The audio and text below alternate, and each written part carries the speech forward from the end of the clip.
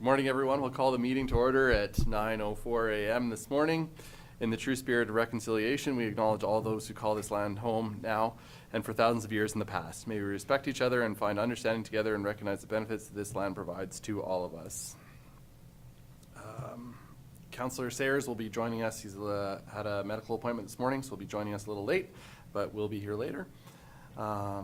Move down into our agenda. Before you have a proposed agenda. Are there any additions or deletions to the agenda at this time? John? Thank you, Mr. Chair. I move to adopt the agenda as presented. Thank you, John. John has moved to adopt the agenda as presented. Is there any discussion? Call the question. Those in favor? Opposed? That is carried. Moving down to our minutes, we have two sets of minutes. I'll start at item C1, the County Council meeting minutes of April 17th, 2025. Are there any errors, omissions, any issues arising from the minutes? Claus? Thank you, Mr. Chairman. I'll move the minutes of April 17th as presented. Thank you, Claus. Claus has moved for the adoption of the April 17th, 2025 County Council meeting minutes as presented.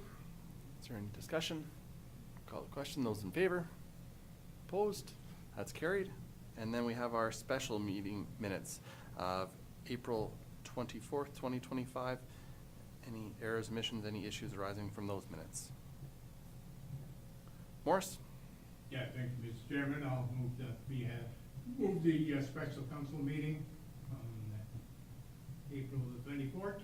Thank you, Morris. Morris has moved for the adoption of the special council meeting minutes of April 24th, 2025 as presented. Any discussion? Call the question. Those in favor?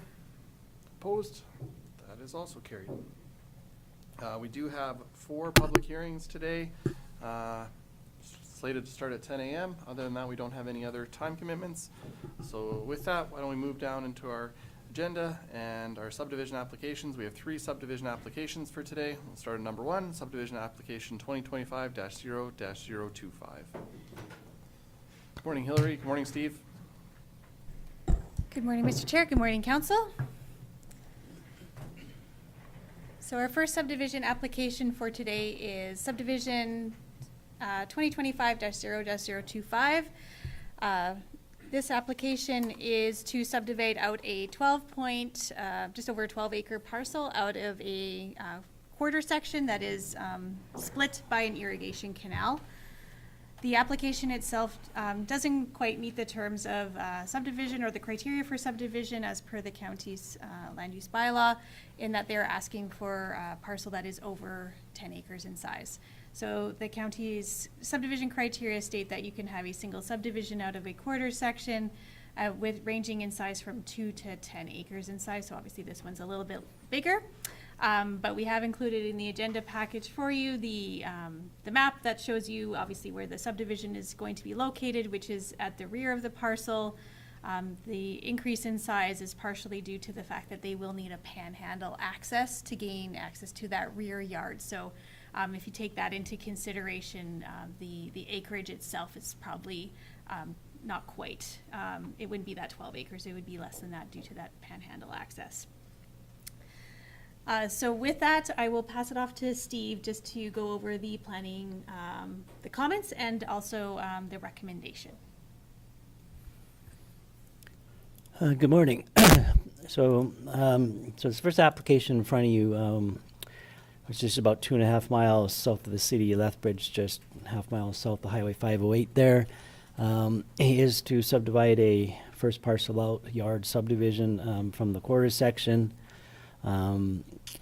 As described, the yard is set back from the West Municipal Road approximately 675 meters. So as one of the requirements of the county subdivision policy is that a parcel has to have direct physical access, connectivity to a developed municipal roadway, either a local municipal roadway or highway. So in this case, it would be that west road allowance. The application does involve not only taking out the yard, which is actually 9.73 acres in size, So that portion is under the 10 acres. But once we add in that dedicated driveway area to form the panhandle, so it's part of the titled area for the parcel, which is about 2.44 acres of land, that does result in the parcel going above the 10 acres to the 12.17 acres in size. So the yard is developed with existing residents, some other buildings on there.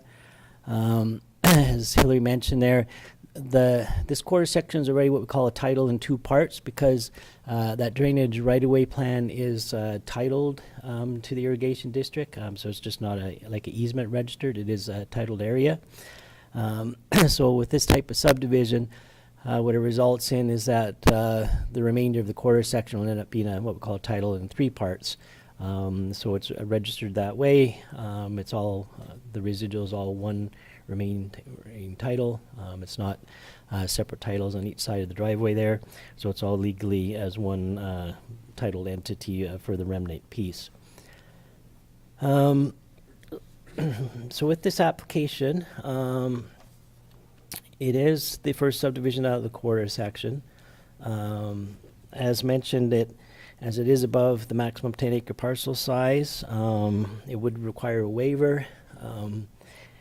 That waiver request does seem to have merit in the fact that the reason it is over the 10 acres is in order to provide the driveway access in there, so they are touching the county road. As a part of the referral process here, there were no objections or concerns received on the application. Since the application was sent out for the agenda here, we have heard back from a couple more of the utility agencies. None of them have any concerns or any requirements. We've heard back from the SMRD as well. We have no concerns with the application. So on that basis, the resolution in front of you is a recommendation of approval with granting the waiver to approve the 12.17 acre parcel as submitted. And that would just be with the conditions that taxes paid up to date, development agreement entered into if required, and then that final plan of survey be provided, which does include that the remainder of the title for the southeast 36,721 must be a title in three parts, so that the title may not be further subdivided without coming back to you for any future subdivision approval.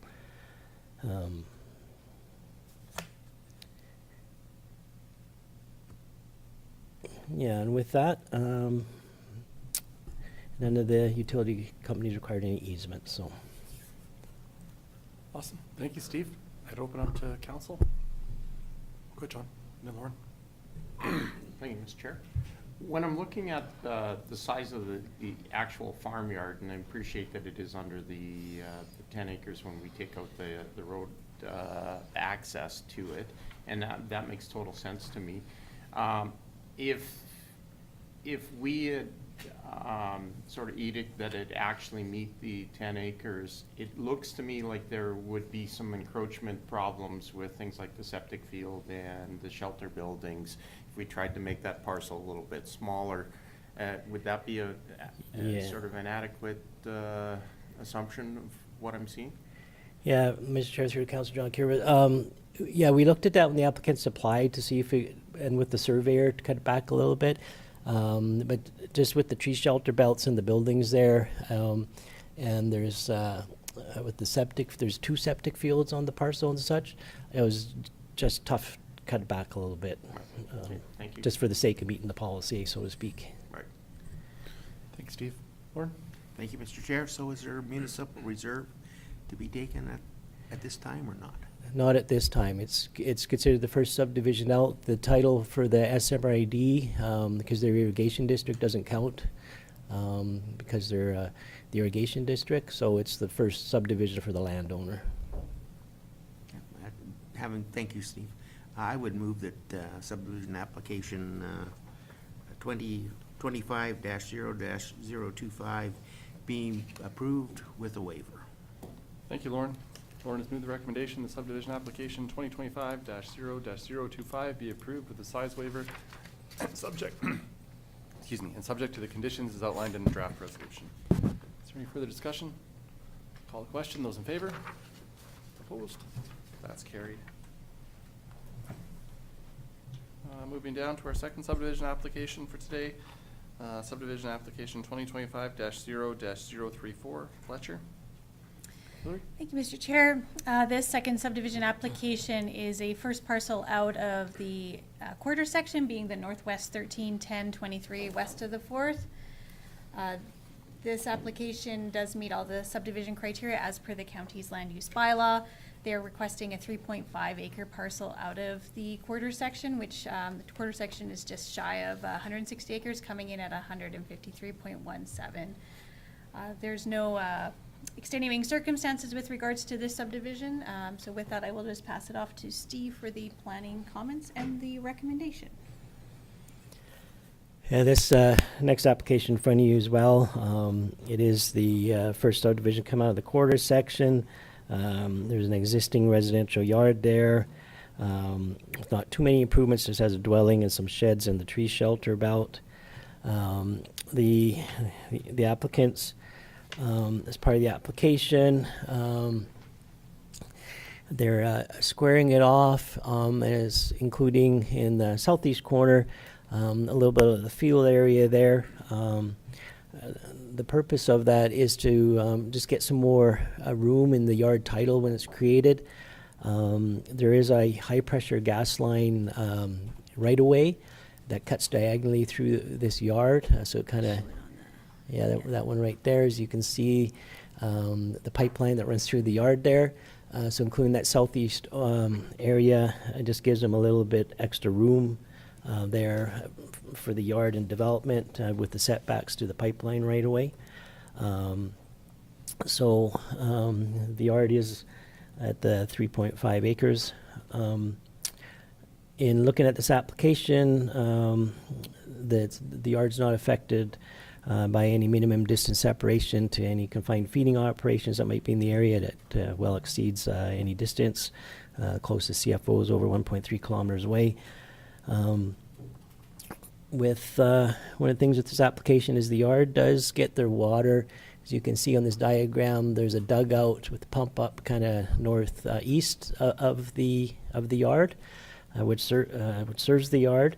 So as part of this application, there'll be an easement, a private easement registered for the water line that goes from the dugout to feed the yard there, so that can stay in place between the two parcels and legally be established. Since the application was circulated out, we have heard back from the LNAD, who has no concerns or objections. But then the other main important one is that we did hear back from TC Energy, who's the owner of that right-of-way for that high-pressure pipeline. They have no objections or concerns with the proposal as presented, on the basis that there's enough room there to be off their pipeline and to respect the right-of-way. So as presented, they do not object to the application. So with that, the application does meet the policies for first yard coming out. There's no objections or concerns received on the referral. So I have recommended approval to you as presented to approve the 3.5 acres on the basis of the 5 conditions there: taxes development agreement, final survey, utility easements, and then the 5th is the provision of the private easement agreement for the water line to the dugout there to be registered concurrently with the subdivision. Thanks, Steve. Up to council. Go ahead, Kevin. Thank you, Mr. Chair. I'd move that application 2025-0-034 be approved, subject to the conditions outlined in the draft. Thank you, Kevin. Kevin has moved the recommendation that subdivision application 2025-0-034 be approved, subject to the conditions as outlined in the draft resolution. Is there any further discussion? Call the question. Those in favor? Opposed? That's carried. And And our final subdivision application for today, subdivision application 2025-0-043. Hillary? Thank you, Mr. Chair. So this last subdivision for County Council acting as a subdivision authority's consideration today is to subdivide out a first parcel out of the southeast 13, 12, 19 west of the 4th. They wish to create a 10-acre parcel out of the quarter section. This particular application is located just to the north and east of the hamlet of Turin. There is no extenuating circumstances with regards to this subdivision application. So with that, I will pass it off to Steve for the planning comments and the recommendation. So this final application for you this morning is also a first subdivision to come out of a quarter section. It is for an existing farmstead that's located at the very south end, adjacent to Highway 521, goes along the south perimeter there. The yard does contain a dwelling along with a barn shop building, several other outbuildings. As part of the application and the review, there's no CFOs in the vicinity that would be affected by the MDS. There are several pipeline right-of-ways throughout this quarter section, but none affect the yard like on the last application. And there is an abandoned gas well, but it's well out of proximity for the setbacks required, so it doesn't impact the subdivision at all. As part of this application, the yard itself is, with the improvements, is about 7 to 8 acres. The applicant is requesting to include a little bit extra area on the east side of the developed yard. In discussing that with him, the reason for that is the applicant would like that extra 2 to 2.5 acres or so for a couple of reasons. One is he has his access gates to his corrals on the east side there that go into the yard, so he'd like to have some room there to keep that for the access to those corrals. And as well, he's got plans here to come to county apply for a future large riding arena he wants to put on that east side. And then once the riding arena is in place, he wants to establish tree shelter belts on the north and east side of that around the riding arena. So he figures 2 acres might be enough, might not need it to the full 10, but he's just trying to shore up those plans for that. So he did apply for the 10 acres. So in accordance with the county's policy, this is the way it's worded with the flexible maximum parcel size. It is to the maximum of 10 acres, which he would not exceed that. But just in the description of that flexible 3 to 10 acre size, it just does describe that, the areas for the improvements in the yard and the stuff that's established that. So that's one of the things that has to be taken into consideration. So with his reasons, if that's has the merit to support that. So one of the other things with this application is it is in the IDP area with MD of Tabor. It does comply with the policies of the IDP, and we've since heard back from the MD of Tabor. They have no objections or concerns with the subdivision. As well, the parcel does front onto and takes access from Highway 521. Alberta Transportation did request that a 30-meter road by caveat be registered with the subdivision along the frontage from the east corner of the quarter section to the west side of where this parcel is being created. So they do not have to, at this time, put in a service road or develop or construct or anything like that. Just be the caveat registered on title for the future to protect that, or if it's ever needed, the applicant's aware at that time that they have to give that up to Alberta Transportation for that. The landowner is aware of that requirement and doesn't have any concerns with that. Out in this area here is probably low probability that actually would happen, but that is one of the conditions that Alberta Transportation did request that. So with that, there's no objections or concerns received on the application. It also is an area where historical resources apply, but the province waived that, so there's no requirements on that. So with that, I have recommended approval to you with the 5 conditions outlined. The taxes development agreement, the final plan of survey. The 4th addresses Alberta Transportation's requirement to register that caveat for the future 30-meter service road right-of-way. And then the 5th is just easements of utility companies. Awesome. Thank you, Steve. Then open up to council. Go, John. Thank you, Mr. Chair. Just want to make sure I understand the situation with the caveat. That is in the potential event later on that Alberta Transportation says that you can't take your access directly off the highway and you have to take it off the side service road? That's correct. So any development or, subdivision that comes forward that's on a highway, we have seen consistently that Alberta Transportation will require either a 20 or 30 meter road ability to widen that road. So in case something does happen in the future, it just makes it easier for them to be able to do it. As Steve said, in this particular area, it's not likely in the near future that will happen, but you never know what might happen. Just the eventuality. Yep, yeah. And so what we do with that is we have a development agreement that we'll put on title just so that future landowners, if this ever changes hands, that they are aware that that is something that's there without having to go through the land title search process. Oh, thank you. Anything else? Or Lauren?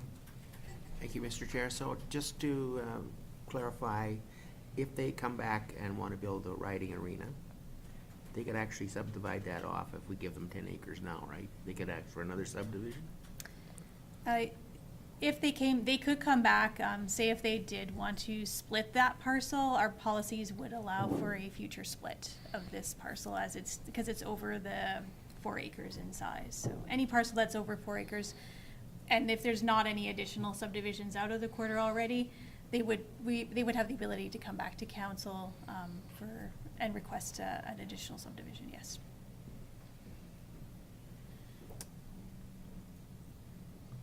How would you like to proceed? Go ahead, John. Thank you, Mr. Chair. I'd like to move that subdivision application 2025-0-043 be approved subject to the conditions as outlined in the draft resolution. Hey, John has moved the recommendation that subdivision application 2025-0-043 be approved subject to the conditions outlined in the draft resolution. Is there any further discussion? If not, I'll call the question. Those in favor? Those opposed? That's carried. Thank you very much, Steve. Thank you, Hillary. Thank you.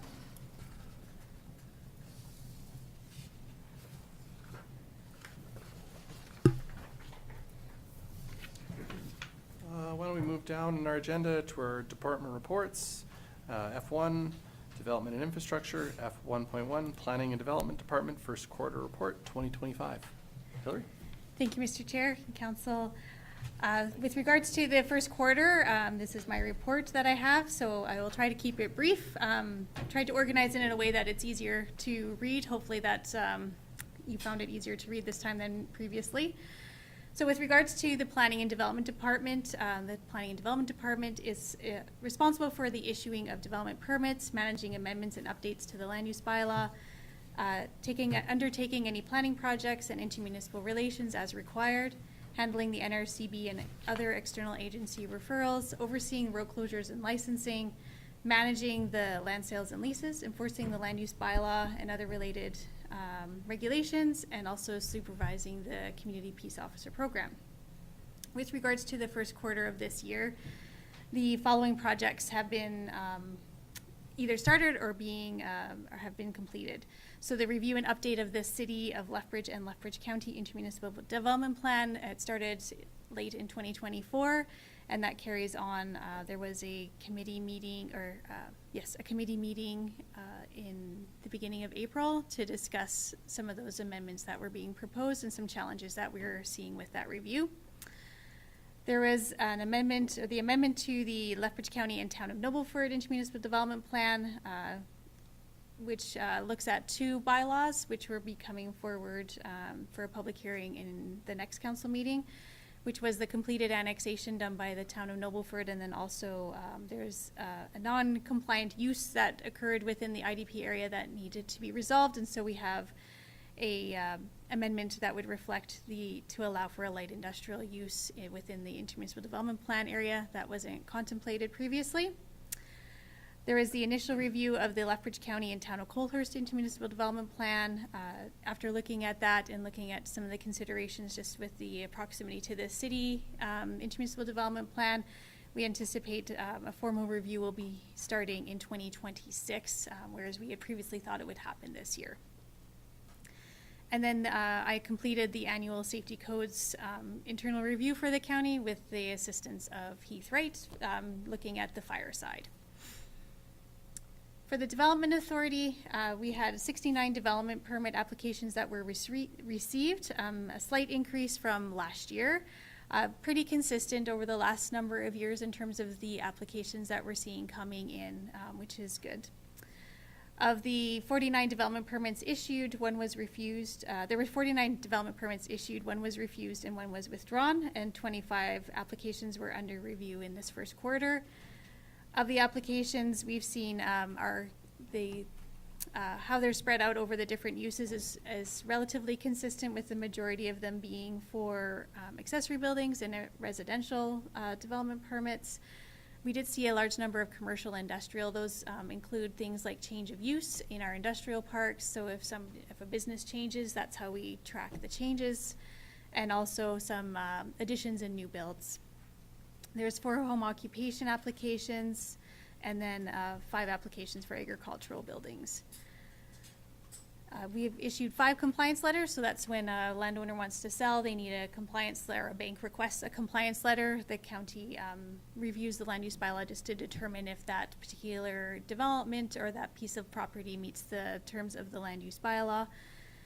And then we had 8 land use bylaw violations that have been identified and are being addressed. That is slightly above, I think, what we saw last year, just kind of the ebb and flow of non-compliant properties, and depending on proximity, if they're in hamlets or if they're closer to other residential areas, sometimes we'll see an increase in those over time. For the safety codes permits, which are under contract with Park Enterprises, we saw 154 safety codes permit applications that were issued within the first quarter. This is a slight decrease from safety codes permits issued in the first quarter of 2024, but it is very slight and not necessarily indicative of any trends so far for this year. For subdivision applications, council acting as the subdivision authority has approved 10 subdivisions from January 1st to March 31st. This is a little higher than what we've seen in previous years, so I'm not sure if that's an indication of a trend, but we will find out as we go along with this year. For bylaws, I have split them out into redesignations and then other. We've had 7 rezoning applications that are either been approved or in process. None have been refused so far this year. We do have one rescinding of an area structure plan. That one is in process, and we'll be actually having a public hearing later today. For intermunicipal and external relations, as I mentioned kind of at the front end there, we've had meetings with the Town of Nobleford and the City of Lethbridge with regards to intermunicipal issues. I've had 4 intermunicipal referrals so far this year, so when an application is within a referral boundary, they come to county administration for review. None of them have had any significant issues, and they've all been, no concerns were issued with any of those. And then I've reviewed and responded to 10 referrals from the Natural Resources Conservation Board. We have had some challenges in working through those applications, so that's something I think in the future we'll be bringing forward to council, just with regards to our policies that we have within the municipal development plan for confined feeding operations. We have size requirements, and the NRCB doesn't seem to think that they need to adhere to that. And so it's something that I think in the near future, we'll be bringing forward just for county council's consideration, whether they want to carry on with that same, toe that particular line, or if we want to make some amendments to the MDP in the future to maybe align better with what the NRCB is, their current practice is. So with that, Mr. Chair, that is my report, and I'll turn it back to you.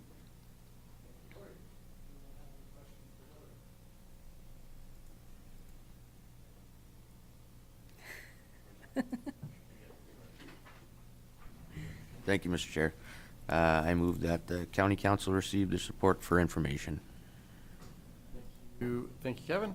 Kevin has moved the county council receive the Planning and Development Department report first quarter 2025 for information. Is there any further discussion? Yeah, go ahead. I would just like to thank you and your department for all your hard work and your efforts to sort of keep things moving along for our ratepayers. Thank you. Thank you, John. Anything further? I'll call the question. Those in favor? Opposed? That is carried. Thank you. Thanks, Hillary. We move down in our agendas. Would you like to proceed with the tax mill, or do you want to hold off and see if Mark shows up, or what are your thoughts, council? Okay. F2, Corporate Services, F2.1, Bylaw 25-017, the 2025 Tax Mill Rate Bylaw. Morning, Haley. Morning.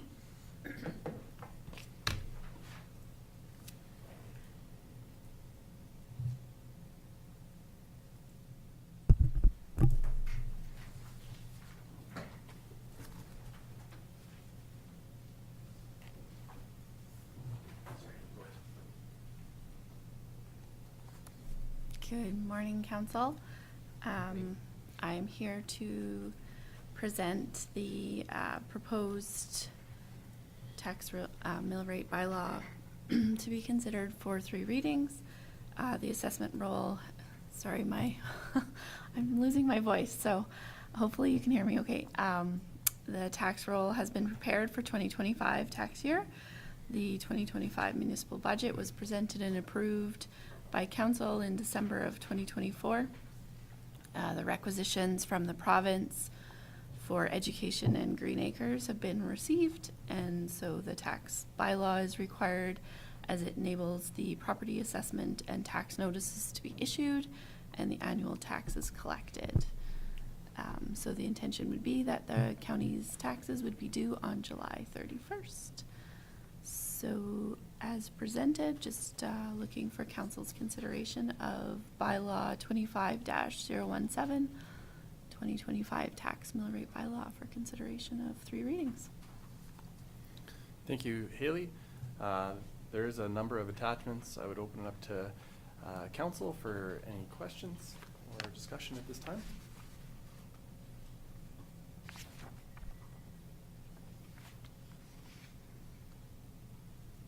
Go ahead, John. Thank you, Mr. Chair. So when I'm looking at these attachments, the one is prior to any of the requisitions, and we'd be looking at, just for example, the residential rate would have an increase of 1.87, and then when the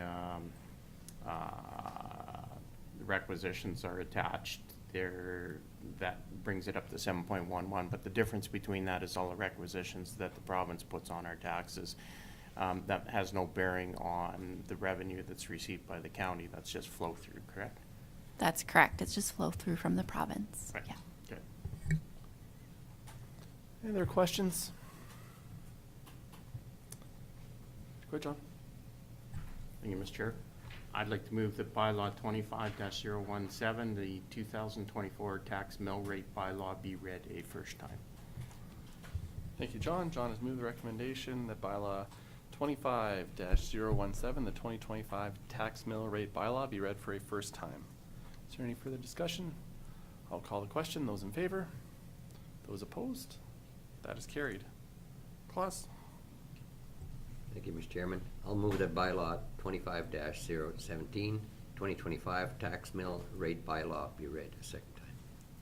Thank you, Claus. Claus has moved that bylaw 25-017, the 2025 tax mill rate bylaw, be read for a second time. Is there any discussion? Call the question. Those in favor? Those opposed? That is carried. And consideration of third reading. Go ahead, Kevin. Thank you, Mr. Chair. I move that council consider third reading of bylaw 25-017, tax mill rate bylaw. Thank you, Kevin. Kevin has moved that council consider third reading of bylaw 25-017, the 2025 tax mill rate bylaw. Is there any discussion? I will call the question. Those in favor? Those opposed? That is carried. And moving down. John. Thank you, Mr. Chair. I'd like to move that bylaw 25-017, the 2025 tax mill rate bylaw, be read a third time. Thank you, John. John has moved that bylaw 25-017, the 2025 tax mill rate bylaw, be read for a third time. Is there any discussion? Go ahead, Lauren. Thank you, Mr. Chair. Just a question, and that's, I don't have page numbers, sorry, but where you have the tax rates, how come they're different on the second page, which says for municipal purposes? Does that not include requisition, or? Like farmland is at 30.48, and on the other one it is 31.61. I'm assuming you're meaning right here, Counselor? This one? Yes. So that Well, is, actually, I wasn't reading on that page, it was a different one. Oh, Yeah, same- okay. Same number. okay. So that is the mill rate, which would have been 29 in 2024, and it's increasing to 30.4824 in 2025. Yeah, but on, just a minute, gotta find the right page again, sorry.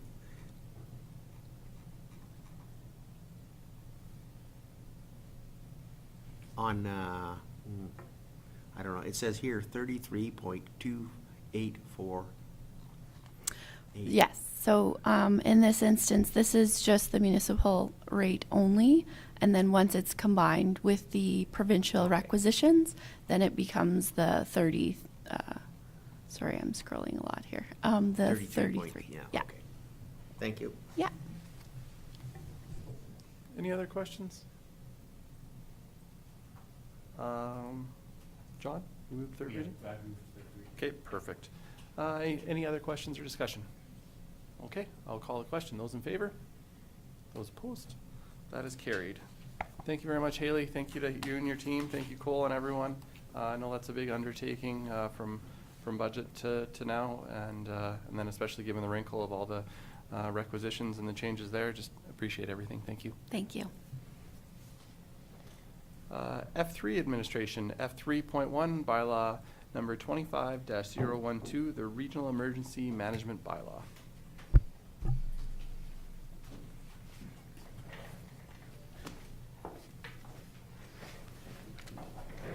Good morning. Good morning.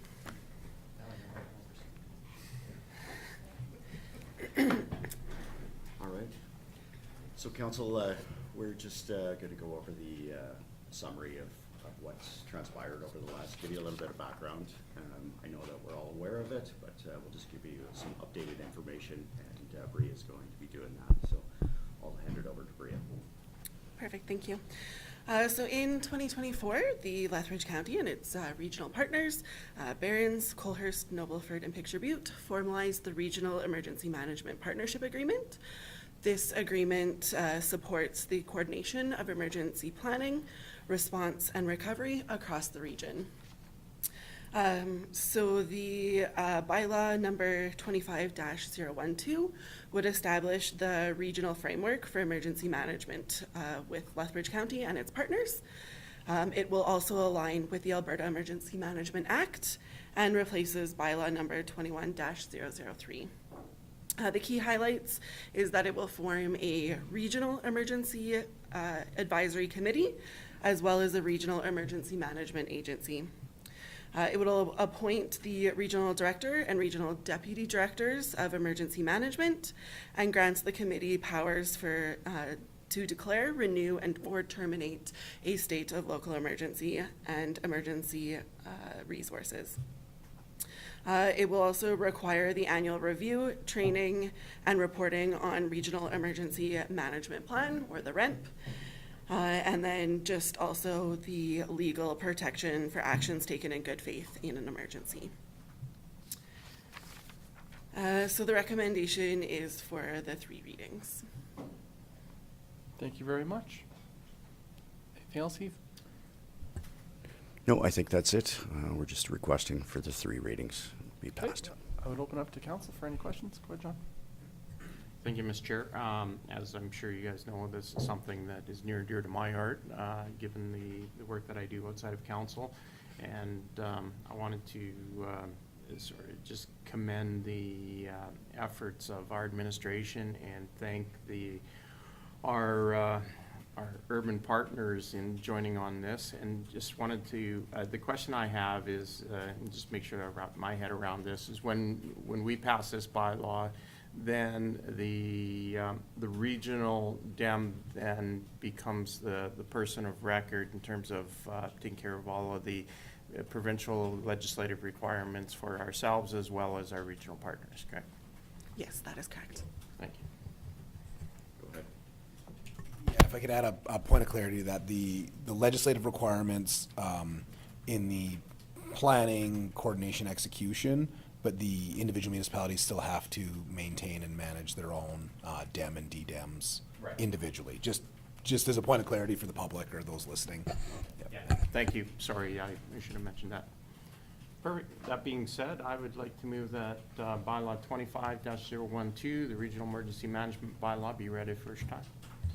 Thank you, John. John has moved that bylaw 25-012, the Regional Emergency Management Bylaw, be read for a first time. Is there any discussion? Yeah, go ahead, Lauren. I have a couple of questions. Thank you, Yeah. Mr. Chair. So underneath where it says council may, number A says, by bylaw, borrow, levy, or expropriate and expand without consent of, blah, blah. That's unchanged, is it? We always had that right? Yes, that's correct. And then underneath 6B, it says appoint a regional director. So the county appoints the regional director? The Lethbridge County Regional Emergency Advisory Committee will appoint that person. Okay, because that's not quite how it reads, I guess, when I look at it. Yeah, that's how it reads. How do you, it says council may. 6A or 6B? I believe 6B addresses Okay. that. There may be some confusion because the organization is called the Lethbridge County Regional Emergency Advisory Committee. So it's 6 and then it flows through there. So it is the advisory committee, but that might be just the semantics of that name separating from our name as well. Anything else, Lauren? No, it's okay, thanks. Okay, so John has moved that bylaw 25-012, the Regional Emergency Management Bylaw, be read for a first time. I'll call the question. Those in favor? Those opposed? That's carried. Claus? I'll move that bylaw 25-012, Regional Emergency Management Bylaw, be read a second time. Thank you, Claus. Claus has moved that bylaw 25-012, the Regional Emergency Management Bylaw, be read for a second time. Is there any discussion? Call the question. Those in favor? Those opposed? That's carried. And consideration? John? Thank you, Mr. Chair. I'd like to move that County Council consider third reading of bylaw 25-012, the Regional Emergency Management Bylaw. Thank you, John. John has moved that council consider third reading of bylaw 25-012, the Regional Emergency Management Bylaw. Is there any discussion? I'll call it. Oh, sorry, Morris, go ahead. No, I was. Oh, you're, okay. I was in favor of it. I'll call the question. I'll call the question.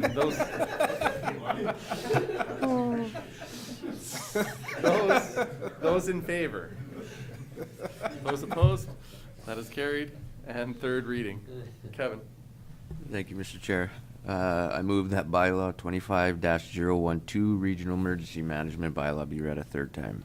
Thank you, Kevin. Kevin has moved that bylaw 25-012, the Regional Emergency Management Bylaw, be read for a third time. Is there any final discussion? Call the question. Those in favor? Those opposed? That is carried. Thank you very much. Thank you, Brea. Thank you, Keith. Thank you very Appreciate much. this. Can I ask one Appreciate this very much. Yeah, question, go ahead. Mr. Chairman? Do we need to appoint a change in that committee now or at the next meeting? Because with the passing of this bylaw, it does change our appointment for the Emergency Management Committee. And I apologize, I've been away, so I didn't catch that before this. We would prefer it was today, right now, just because we would like to get this through so that just hazard season's coming up. In fact, we're in it, so we would like it done. Yeah, and my apologies to council, and if council's not prepared to make this, or have this discussion today, we can postpone it, but, I was away and just went through it this morning again, and the Regional Emergency Management Committee, so legislatively, we have to maintain an Emergency Management Advisory Committee, which we have 3 people on internally today. The passing of this bylaw requires us to appoint 1 member to the Joint Emergency Management Committee. And so I don't know if council would be prepared to discuss and make that change and amendment as part of this as well. If not, we can bring something back to the next meeting, and that's my apology for missing that as part of this report. Just to add to that, we would just like an alternate as well. So technically 2 individuals. Okay, thank you, Cole. What are your thoughts? Would you be comfortable with appointing someone today, or would you like to have a report? How would you like to proceed? There's only 3 members of the committee tonight. Who was on there? You? Myself, Lauren, and Mark. No, I'm not. You're not? Oh, Kevin. Kevin, Mark, and John. Yeah, right. Would it be preferred that someone from that committee then be the lone appointee then, or how would you like that? That's right. About the work and emergency management, we're open to whoever council feels is best suited or likes to participate. Go ahead, Klaus. Thank you, Mr. Chairman. Since John is passionate about this topic and everything like that, I would like to move that John be the person to put on that committee.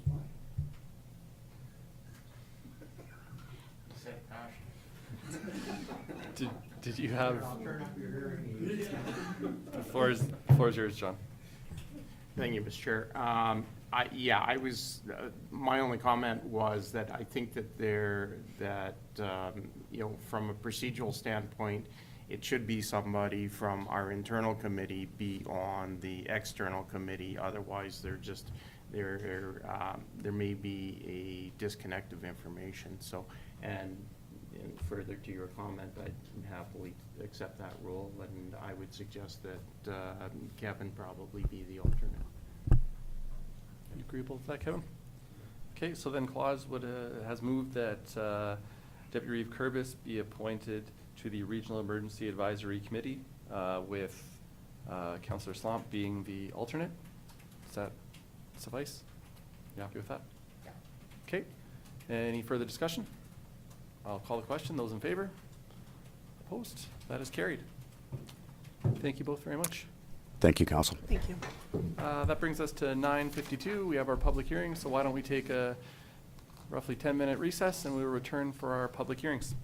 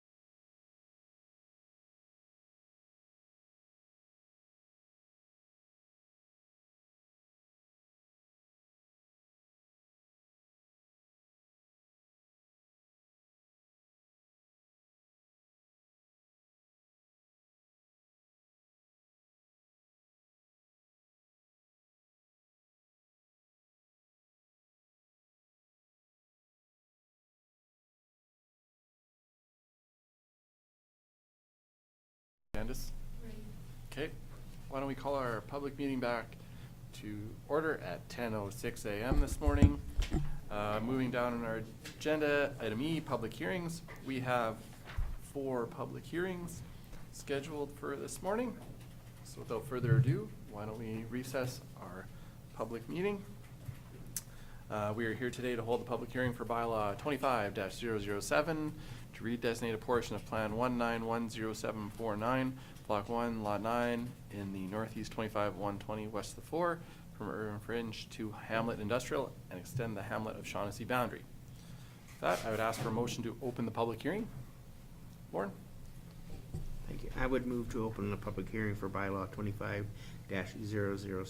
Thank you, Lauren. Lauren has moved to open the public hearing for Bylaw 25-007. Is there any further discussion? Call the question. Those in favor? Opposed? With that, the public hearing, the public hearing is being held pursuant to the Municipal Government Act as amended. The public hearing is being live streamed via the county's YouTube page. And with that, the public hearing for Bylaw 25-007 is now officially open. I will now ask the Manager of Planning and Development to review the nature of the hearing and provide an overview of what is being proposed. Hillary? Thank you, Mr. Chair. For Bylaw 25-007, this application has been made to redesignate a portion of Plan 1910749, Block 1, Lot 1. And I will note that I had a typo in my report, Mr. Chairman. It is Northeast 251020, west of the 4th, not 1. From Urban Fringe to Hamlet Industrial, and to also extend the Hamlet of Shaughnessy's boundary to accommodate this particular Hamlet Industrial growth. The applicant wishes to redesignate these lands to allow for future subdivision industrial development on the parcel. This will also alleviate some stress on an existing business that there is currently in, that will be consolidated in the future at a future subdivision, as they are a growing business and they needed more room to accommodate their growing business. So the two landowners have been working together, and as a result, this rezoning application has been submitted to support that. This application was circulated to the county departments and external agencies for review, and no concerns were received as a result of the external circulation. Steve Hardy from the Old Man River Regional Services Commission did provide some comments with regards to the application, but had no concerns were expressed in his response either. For the review of this particular application, it was determined that the rezoning is compatible with the adjacent land uses, being Hamlet Industrial, Agricultural, and the 2 adjacent acreages bookending this particular rezoning application. With regards to the county's policies that County Council has approved, the applicable policies are within the Industrial Commercial Land Use Strategy, Policy 5.3.1, and the Municipal Development Plan, Policy 10.21. They provide criteria for the approval of commercial industrial uses in the county. The basic criteria are that it be located on fragmented or poor agricultural lands, be adjacent to a road network that can accommodate the development's traffic volume, have access to the services and utilities required to run that particular business, and be compatible with the adjacent land uses or to mitigate any negative impacts to those adjacent landowners, and to address drainage and stormwater runoff.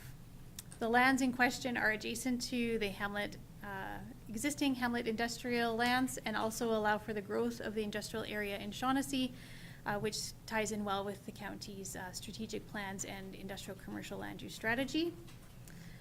The lands in question are considered poor quality as they are outside of the existing pivot area, as discussed with the applicant. The area that is for the rezoning was once where there were some former water reservoirs for the Hamlet of Shaughnessy, so the lands there aren't particularly good for continued agricultural use. And as you can see on the air photo there, it's kind of in an area that's doesn't align well with the existing pivot. The proposed development is adjacent to Highway 25 and would have good access to the highway network. Regarding services, the lands will be located adjacent to the Hamlet, and future development would have access to the municipal water and wastewater systems there as required. The uses may have some off-site impacts just because it is industrial and there are those residential properties close by. The off-site impacts could be an increase in traffic, potential noise related to to the businesses that would locate there in the future. Any impacts may be addressed at the time of the development permit as required. I will note that I did not hear any concerns from the adjacent landowners when I sent out the circulation for this. So with that, I've taken that as that they're not concerned with the expansion of the existing industry nor an additional industry locating in that area. And at the time of the development permit, a grading and drainage plan will need to be submitted, and that would be addressed at the time of the development permit. The notice for this public hearing was advertised in the April 8th and 15th editions of the Sunny South News, and as I mentioned, it was sent out to the affected and adjacent landowners. With that, no comments or concerns are expressed by any agency or by any landowner. I have recommended to council that this bylaw be read for a second and third time. With that, I will note that the applicant, nobody is here to represent the application. Okay. Just so you're aware, Mr. Chair. Okay, thank you, Hillary. This is council's opportunity to receive input from the public. Those making presentations are asked to state their name and review their points. We ask that you refrain from asking questions to council. The intention of the public hearing is not to debate or defend the contents of the bylaw or the position which individual councilors may have on the bylaw. Questions asked of a councilor by a presenter may be ruled out of order. Presentations will start with the applicant who has made the submission, followed by any other persons wishing to comment on the proposal. After each speaker, members of council will be permitted to ask questions to the presenter. Clarify any details. No debating or questions from the floor will be allowed. Each speaker will be allotted up to 10 minutes. Additional time may be granted at the discretion of the speaker, or sorry, of council. Hillary just mentioned the applicant isn't present, but is there anyone who wishes to speak to the proposed bylaw? Is there anyone who wishes to speak to the proposed bylaw? And for a third and final time, is there anyone wishing to speak to the proposed bylaw? If there is nothing further, I would ask for a motion to close the public hearing. John? So moved. Thank you, John. John has moved to close the public hearing for bylaw 25-007. Is there any further discussion? Call the question. Those in favor? Opposed? That is carried. And resuming our public meeting, is there any questions for Hillary at this point in time? John? I'd like to move that, bylaw 25-007 be read a second time. Thank you, John. John has moved the recommendation that bylaw 25-007 be read for a second time. Is there any discussion? I will call the question. Those in favor? Opposed? That is carried. Clause. Thank you, Mr. Chairman, and I'll move that bylaw 25-007 be read for a third time. Thank you, Clause. Clause has moved that bylaw 25-007 be read for a third time. Is there any discussion? Call the question. Those in favor? Opposed? That is carried. Moving down, bylaw 25-008. Again, recessing our public meeting. We are here today to hold a public hearing for bylaw 25-008 to repeal bylaw 1481, being the Meadowscape area structure plan. I would ask for a motion to open the public hearing. Clause is moved to open the public hearing for bylaw 25-008. Any discussion? Call the question. Those in favor? Opposed? That is carried. Thank you, Clause. This public hearing is being held pursuant to the Municipal Government Act as amended. The public hearing is being live streamed via the county's YouTube page. And with that, the public hearing for bylaw 25-008 is now officially open. I would ask the Manager of Planning and Development to review the nature of the hearing and provide an overview of what is being proposed. Hillary? Thank you, Mr. Chair. So this application was made to repeal bylaw 1481, being the Meadowscape area structure plan, as the current landowners no longer wish to proceed with the proposed country residential development as was originally proposed for that particular parcel.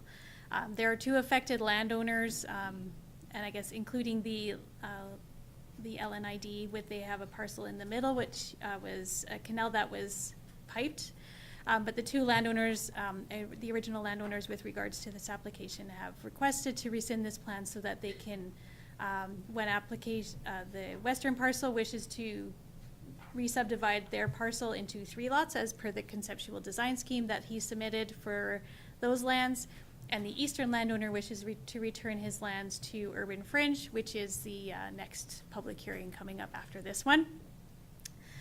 But with regards to the rescinding of the area structure plan, in reviewing this application, Lethbridge County Administration sees no concerns with regards to the rescinding of the application, and the notices were sent out to a number of external agencies for review.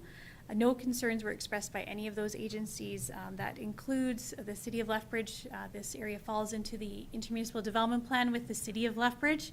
They had no concerns. This was also referred to the town of Colehurst as part of our referral policies within their intermunicipal development plan. I didn't receive any comments from them on this particular application. With regards to a more thorough review, as the landowners no longer wish to subdivide and develop the parcel as described in that area structure plan, and the desire to develop the lands are less intense than what was originally imposed, the repeal of the area structure plan, and I have a different plan name in there, I apologize. The Meadowscape area structure plan is seemed as a reasonable request. Moving forward, they would be able to subdivide the western lots into 3 parcels if council approved by resolution that conceptual design scheme. In addition, there would be a reduced traffic concerns with regards to Township Road 92 and Range Road 22-3, which is the southeast collector road for the town of Colehurst. As such, I do believe that's why there's no concerns from the town of Colehurst, as that road will be not as impacted as it was previously. Notices of this public hearing were advertised in the April 8th and 15th editions of the Sunny South News and on the county's website and social media accounts. Notices were also sent to the affected and adjacent landowners. No comments or concerns were received from any of those landowners as a result of either the notice in the paper or the direct notice that was mailed out. For a recommendation on this particular application, I have recommended that bylaw 25-008 be read for a second and third time, and then an additional recommendation that County Council approve the submitted conceptual design scheme by resolution, because it's not a bylaw, which would inform the future subdivision of that western lot being Plan 22100953, Block 2, Lot 1. With that, it concludes my report, Mr. Chair, and back to you. Thank you, Hillary. This is council's opportunity to receive input from the public. Those making presentations are asked to state their name and review their points. We ask that you refrain from asking questions of council. The intention of the public hearing is not to debate or defend the contents of the bylaw or the position which individual councilors may have on the bylaw. Questions asked of a councilor by a presenter may be ruled out of order. Presentations to council start with the applicant who has made a submission, followed by any other persons wishing to comment on the proposal. After each speaker, members of council will be permitted to ask questions of the presenter to clarify any details. No debating or questions from the floor will be allowed. Each speaker will be allotted up to 10 minutes. Additional time may be granted at the discretion of council. At this time, I would ask if the applicant wishes to speak. Sorry, I forgot to mention, Mr. Chair, the applicant is not here to represent this application. Then I would ask if there's anyone else wishing to speak to the proposed bylaw. And I would ask a third and final time, is there anyone wishing to speak to the proposed bylaw? With that, I would entertain a motion to close the public hearing. Kevin. Thank you, Mr. Chair. Make a motion to close the public hearing. Thank you, Kevin. Kevin has moved to close the public hearing for bylaw 25-008. Any discussion? Call the question. Those in favor? Opposed? That is carried.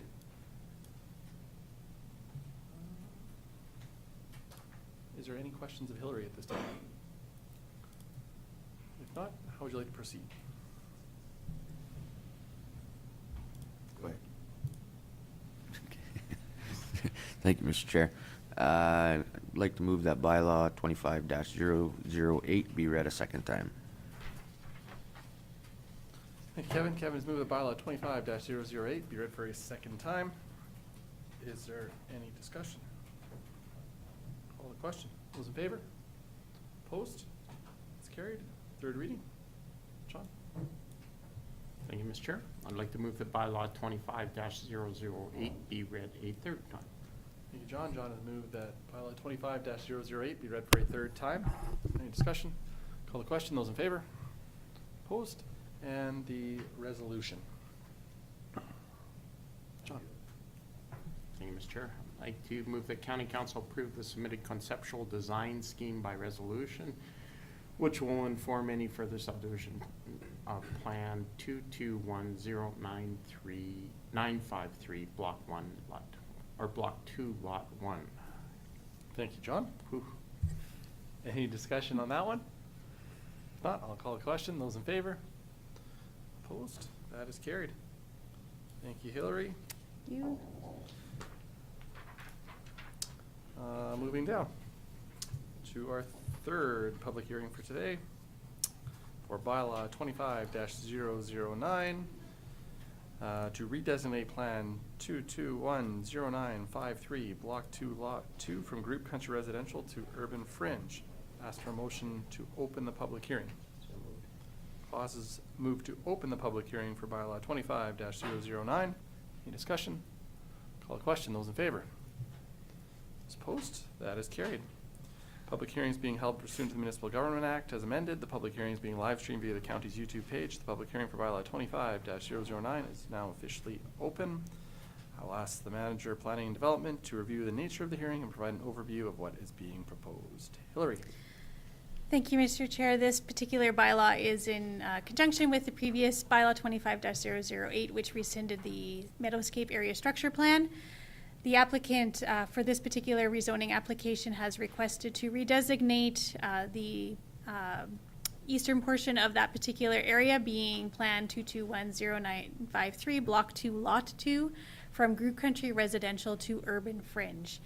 The applicant no longer wishes to subdivide and develop the lots as originally planned in that area structure plan, and as the area structure plan has been rescinded, they would request that this particular property be rezoned back to the original zoning, which would have been Urban Fringe.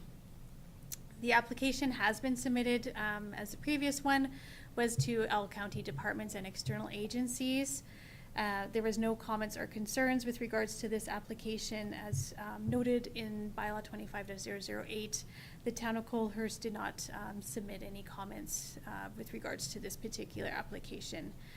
Steve Hardy from the Old Man River Regional Services Commission did provide an assessment on the application with no overall concerns with the bylaw as proposed. With regards to Lethbridge County Administration, our review has provided the following comments. The rezoning is compatible with the adjacent land uses, being acreages, farmland, and a future public institutional development which is down the road across from Highway 25. And there will be less impacts to the adjacent landowners than the Group Country Residential District was. This would not preclude a future landowner from coming back to County Council to submit a new plan for country residential, but the existing landowner felt that with regards to how the previous plan had dissolved, that it was best to just sell this property as an urban fringe lot, which has a little bit more latitude in terms of the style and types of buildings that you can build on the parcel.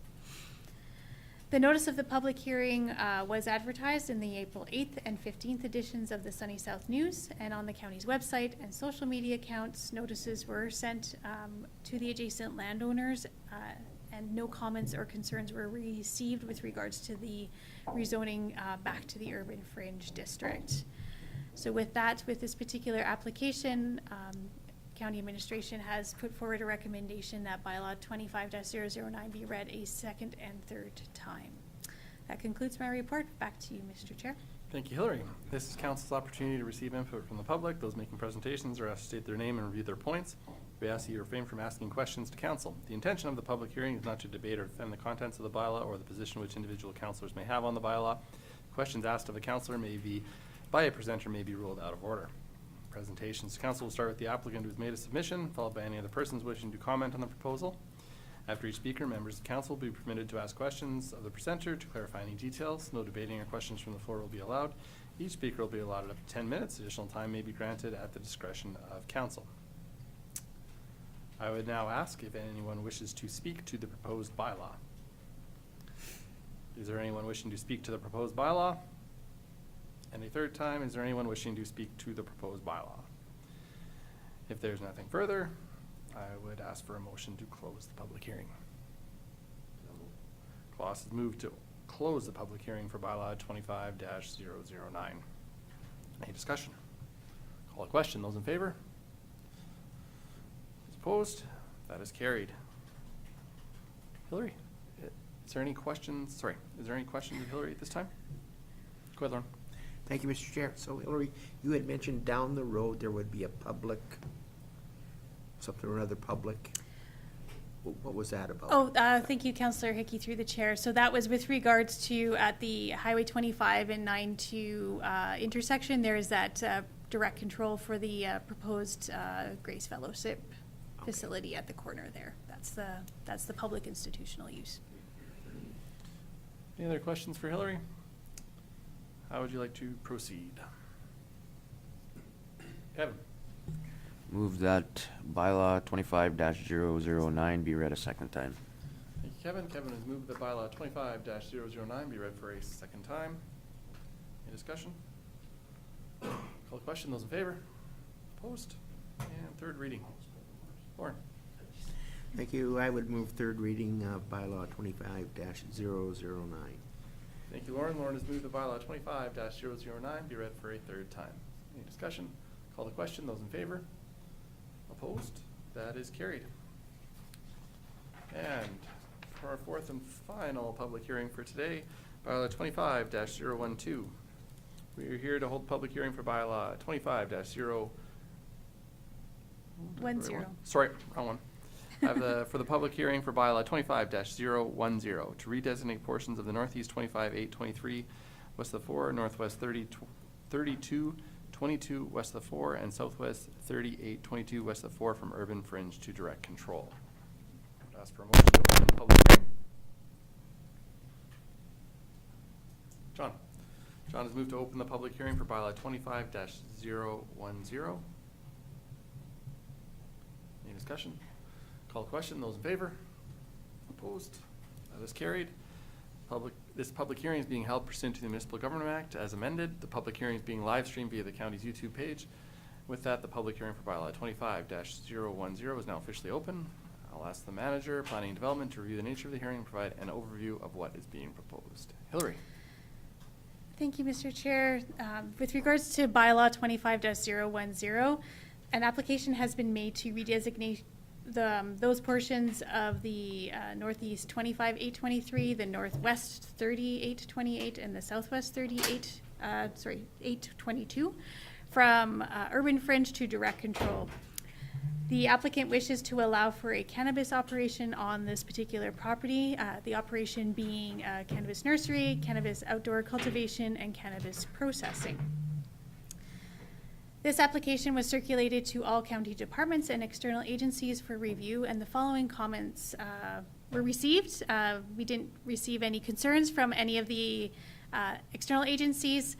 The City of Lethbridge had been previously, we met on this particular application in the late fall, and they determined that they had no concerns at that time, and their comments included in your agenda package reflect those conversations that we have had with them.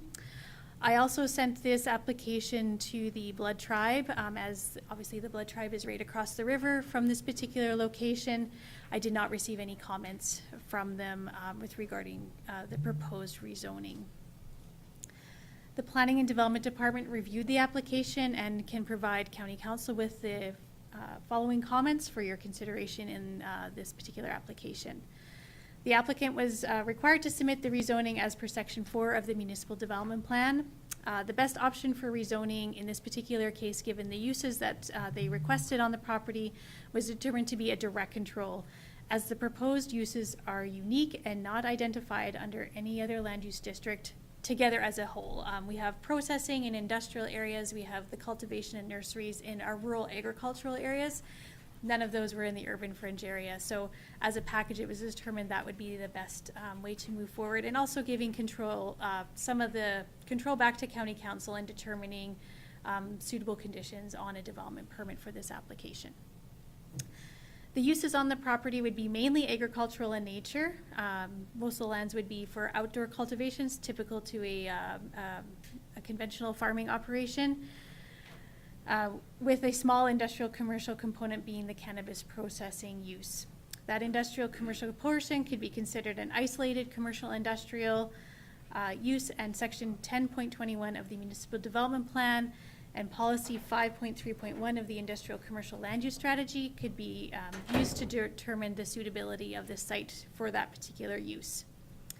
The suitability criteria include that it be on fragmented or poor agricultural lands, an isolated commercial or industrial development shall be adjacent to a road network that can accommodate the development's traffic volume, have access to services and utilities, be compatible with the adjacent land uses or mitigate any negative impacts, and address drainage and stormwater runoff. The lands under the proposed direct control are currently used for agricultural purposes and would continue to be used for agricultural purposes as they currently are today. The proposed development is not adjacent to a highway system, and in fact, the only access to this parcel is Township Road 8-5, as you can see on the air photo, and which is a dead-end road. But given the nature and the extent of the commercial industrial use, this is probably an adequate access for the particular processing that they wish to complete on the property. The development would have on-site septic, potable water would be trucked into the site, and there is access to water for irrigation purposes from the Old Man River for the agricultural side of this operation, and all other utilities are existing on the site. This use may have off-site impacts to adjacent properties, which would predominantly be the agricultural lands and farmyards in the area. The off-site impacts could be increased in traffic resulting from the more intense farming operation and processing on the site. The buildings that they propose to have the industrial, commercial, or the processing side are existing, so there would be no concerns with regards to runoff or drainage, as they're not proposing to build anything new on the site, minus a small nursery, which the applicant could speak to if council had any questions on that. The proposed uses appear to be innocuous and would have minimal impacts to the adjacent landowners. As such, the Planning and Development Department has no concerns with regards to the proposed direct control being approved. The the notices for this particular public hearing were put in the April 8th and 15th editions of the Sunny South News, and notices were sent out to the adjacent landowners that would be in proximity to this particular development. Just so that council is aware, I did go slightly further out than a usual 60-meter area. I went out as far as kind of where the Township Road would end, just so that we could capture, obviously, that impact to the traffic. So it is pretty much 3 landowners in this particular area that own all the agricultural lands. But I did not receive any comments or concerns from any of them with regarding this application. So with that, I have put forward a recommendation for County Council's consideration that Bylaw 25-010 be read a second and a third time. I will note that the applicant is here today if there are any questions of council with regarding the more specific details of this application. As you will note with regards to the direct control that was submitted, I have included County Council as the deciding authority for the discretionary uses on this permit. So the permitted uses would be under the Development Authority, County Administration Development Authority, which would include the cannabis cultivation, an office, extensive agricultural, and any accessory buildings they want to put on the site. The discretionary uses are noted as the processing facility and the cannabis nursery and or greenhouse. Just given the sensitive nature sometimes with these types of developments, I thought it might be more pertinent that County Council be the deciding authority on those 2 particular uses. You could always decide that they could all be considered permitted and they could all be just under the Development Authority's purview to review and allow as per the bylaw. But that is how I structured this particular direct control, just so that County Council would have some input into any concerns they may have heard today or not heard today, or that you may have just as a whole. So I will put forward that as an option. If you feel that there are no concerns, you could move those discretionary uses to permitted uses if you feel that they're innocuous enough and that county administration could handle those particular applications instead of it coming back to County Council. So that would be a potential alternative that you may want to consider when you're looking at second reading of this bylaw. Sorry, that was a lot, Mr. Chair. Back to you. That's all right. Thank you, Hillary. This is council's opportunity to receive input from the public. Those making presentations are asked to state their name and review their points. We ask you refrain from asking questions to council. The intention of the public hearing is not to debate or defend the contents of the bylaw or the position which individual councillors may have on the bylaw. Questions asked of a councillor by a presenter may be ruled out of order. Presentations to council will start with the applicant who has made a submission, followed by any other persons wishing to comment on the proposal. After each speaker, members of council will be permitted to ask questions of the presenter to clarify any details. No debating or questions from the floor will be allowed. Each speaker will be allotted up to 10 minutes. Additional time may be granted at the discretion of council. With that, I would ask if the applicant wishes to speak at this time. Yeah, you have to come up here. Hi, I'm Paul from GW Farms. Don't really have anything more to add to it other than if you guys have any questions or anything like that, I'm here to answer them. Thank you very much. Is there any questions from council? Doesn't seem to be. Thank you very much. I would ask if anyone else wishes to speak to the proposed bylaw, and I would ask a third time if anyone else wishes to speak to the proposed bylaw. With that, I would entertain a motion to close the public hearing. John? John has moved to close the public hearing for bylaw 25-010. Any discussion? I'll call the question. Those in favor? Opposed? That is carried. Are there any questions from council at this time? Go ahead, John. Thank you, Mr. Chair. Just in regards to the permitted and the discretionary uses for the direct control, it's kind of my thought on that. If we're having the permitted uses as cultivation, office, extensive agriculture, and accessory buildings, that it would sort of make sense that we include those discretionary, either those two as permitted uses or allow administration the control of issuing any permits for those, because they basically go hand in hand. You know, if we're allowing the cultivation of it, it would make sense that we're allowing a nursery and a greenhouse and the processing of it, because it's all part and parcel of the same business. My personal thing is I would look at a discretionary use if they wanted to dramatically change the nature of what their business was. Say they wanted to put in a trucking firm or something like that, might be something that we would consider as having to come back to council because the entire nature of the operation changes. Those are my thoughts. Anyone else on council have any thoughts on the uses? Yeah, go ahead, Laura. Oh, not the uses. Okay. Yep, we'll go ahead then, Laura.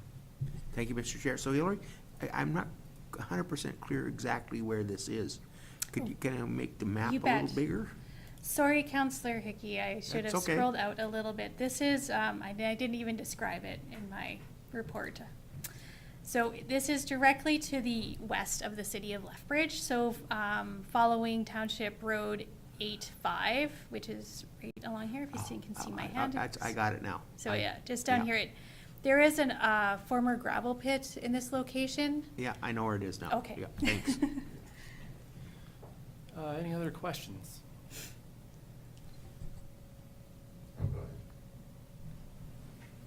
Thank you, Mr. Chair. Looks like a good place to have an operation like this, so I will move that bylaw 25-010 be read a second time.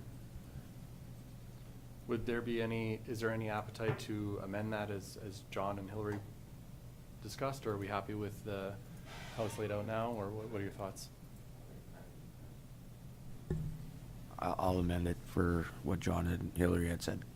Go ahead, Hillary. Yeah, so with regards to a motion, you could say that the bylaw 25-010 be approved as amended, and the amendments being that the discretionary uses would be moved into permitted uses, and then that I would amend, sorry, I'll just scroll down to the page, just so that that we can have it on the record.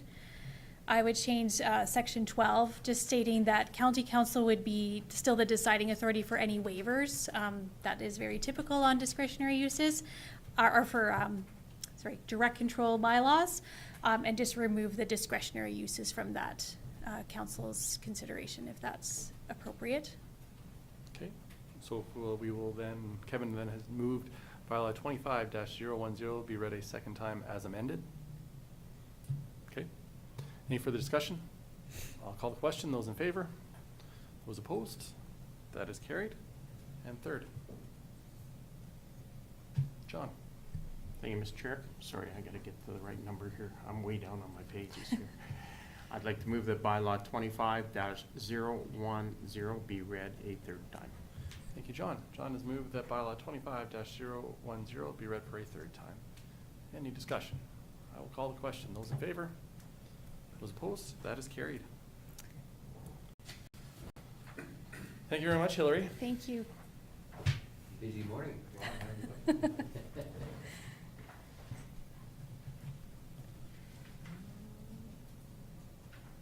Correspondence? All right. Moving down in our agenda to G, correspondence. We have 3 pieces of correspondence for us today.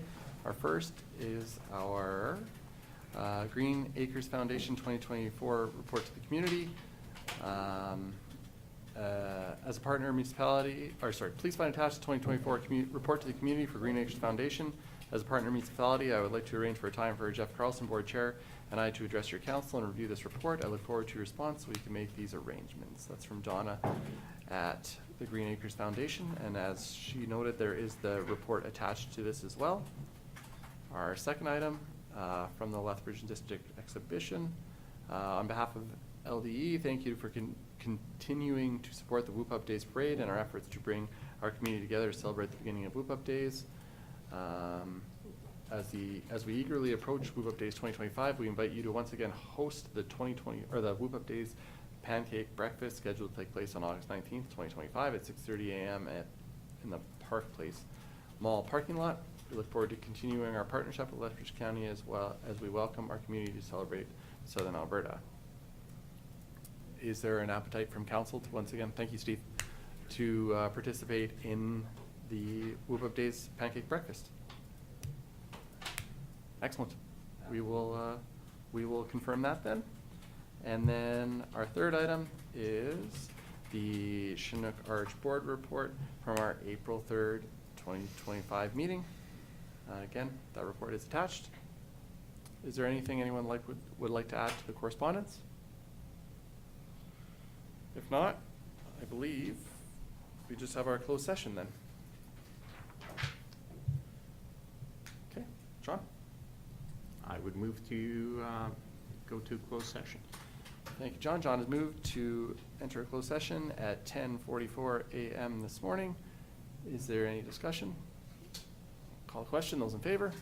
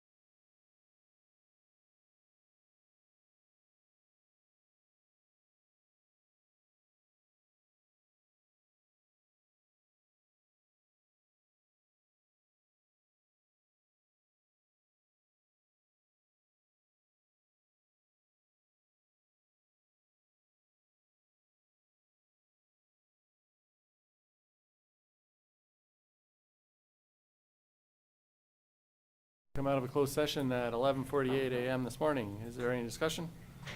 I will call the question. Those in favor? Opposed? That is carried. I believe that brings us to the end of our meeting for today. Is there anything further? If not, I would just like to acknowledge that our CAO does in fact own a suit and dress shoes, so very impressed by that. Can I not set any precedents here, please? That's, yeah. If there's nothing further, I'd entertain a motion to adjourn. Morris moved to adjourn at 11:49.